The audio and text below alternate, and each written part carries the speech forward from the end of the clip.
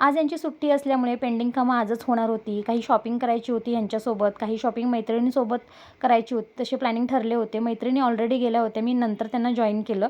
पण पहिला मी ग्रेशच्या पप्पांसोबत गेली शोरूममध्ये चप्पलच्या आणि मी ती बऱ्याच ठिकाणी बघितलं. मला नाही आवडले. फायनली मला आवडले आणि मी ते घेतले. सासूबाईंना पण चप्पल घेतली आम्ही. त्याच्यानंतर हे घरी गेले मला माझ्या मैत्रिणींजवळ सोडून. मग आम्ही त्या दोघी आणि मी असं जे आमचं शॉपिंग ठरलं होतं ते शॉपिंग वगैरे आम्ही करून घेतलं. रांगोळी, दिवे हे सगळं आम्ही म्हणजे आम्हाला जे आम्ही ठरवलं होतं घ्यायचं ते केलं आणि त्याच्यानंतर मग वेळ झाला म्हटलं आणि जेवायला आम्ही बाहेर गेलो. त्याच्यानंतर मस्त असं जेवण केलं एकत्र सगळ्यांनी आणि घरी येताना एवढा भयानक पाऊस झाला. पण नशीब आम्ही भिजलो नाही. छत्री वगैरे काही घेऊन गेलो नाही. घरी गेल्यानंतर पार्लरवाल्या ताई घरीच आलेल्या. त्याच्यामुळे ग्रेशूचे हेअर कट केला. माझेसुद्धा हेअर मी थोडे ट्रिम केलेले आहेत आणि इथे ग्रेशूच्या पप्पांना अचानक नॉनव्हेज खावंसं वाटलं. लक्ष्मीपूजनसाठी मी सगळी साफसफाई केली होती पण यांना नॉनव्हेज खावंसं वाटलं त्यामुळे मी अडवू शकले नाही. आणले त्यांनी परत. हे सगळं झाल्यानंतर मला परत क्लिनिंग करावं लागणार.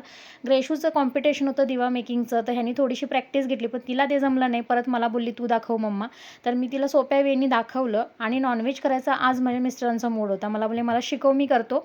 अर्धीवट तयारी केली त्यांनी. मसाला वगैरे ग्राइंड करून द्यायला मदत केली. चिकन वगैरे धुतलं, त्याला मॅरिनेट करून ठेवलं आणि अचानक यांच्या दोस्ताचा फोन आला. त्याच्यामुळे हे निघून गेले. बोलले आता तू कर बाकीचं, मला अर्जंट काम आहे. त्याच्यानंतर बाकीचं सगळं मी केलं आणि ग्रेशूला पण दिवा मेकिंगचं दाखवलं. त्याच्यानंतर स्वयंपाक झाला आणि आता हे सगळं मला आवरायचं आहे.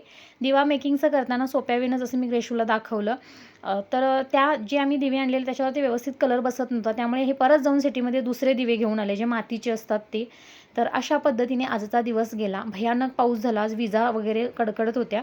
तर असा होता आजचा दिवस. बाय.